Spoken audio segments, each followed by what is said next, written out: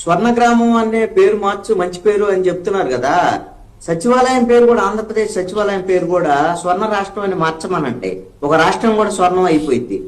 స్వర్ణ పుష్పం ఈవినింగ్ పాయసం చేస్తుంచమ్మా. పేరు మార్చాల్సినటువంటి అవసరం ఏంటి? మీరు ఈ రోజున స్వర్ణగ్రామం అని చెప్తున్నారు కదా చందు గారు. ఆంధ్రప్రదేశ్ లో గ్రామాలు మొత్తం నిర్వీర్యం అయిపోయేటువంటి విధంగా కేంద్ర ప్రభుత్వం మొన్న కీలకమైనటువంటి నిర్ణయం తీసుకున్నది. గ్రామీణ ఉపాధి హామీ పథకం అనేటువంటిది భవిష్యత్తులో కనుమరుగు కాబోతుంది. దానివల్ల ఆంధ్రప్రదేశ్ తీవ్రంగా నష్టపోబోతోంది. అసలు విషయం దాన్ని పక్కన పెట్టేసి దాన్ని వదిలిపెట్టారు. ఈ రోజున స్వర్ణగ్రామం అని చెప్తున్నారు. స్వర్ణ పుష్పం పాయసంలో జీడిపప్పు వేయమంటావా, పిస్తా పప్పు వేయమంటావా?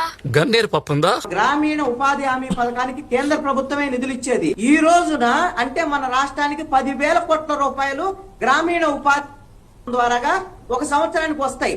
దీనికి ఇప్పుడు ఏం చేసింది అంటే కేంద్ర ప్రభుత్వము మొత్తము ఈ విధమైనటువంటి గ్రామీణ ఉపాధి హామీ పథకాన్ని ఉపయోగించుకోవాలి అంటే రాష్ట్రాలు 40% మీరు ఓటా కింద కట్టాలి, అప్పుడు మేము 60% ఇస్తామని చెప్తున్నారు. రేపొద్దున ఆంధ్రప్రదేశ్ లో మనకు 10,000 కోట్ల రూపాయల సంవత్సరానికి కేంద్ర ప్రభుత్వం ఇవ్వాలి గ్రామీణ ఉపాధి హామీ పథకం ద్వారాగా. మనం 40% కేంద్ర ప్రభుత్వానికి కట్టాలి అని అంటే 4,000 కోట్లు కట్టాలి. మనం కట్టగలమా? ఎందుకు అని అంటే 5,000, 6,000 కోట్ల రూపాయలకు సంబంధించినటువంటి విషయంలోనే మీరు ప్రభుత్వ వైద్య కళాశాలలో మనం ఈ రోజున చేయలేకపోతున్నామని పీపీపీ మోడల్లోకి వెళ్తున్నారు.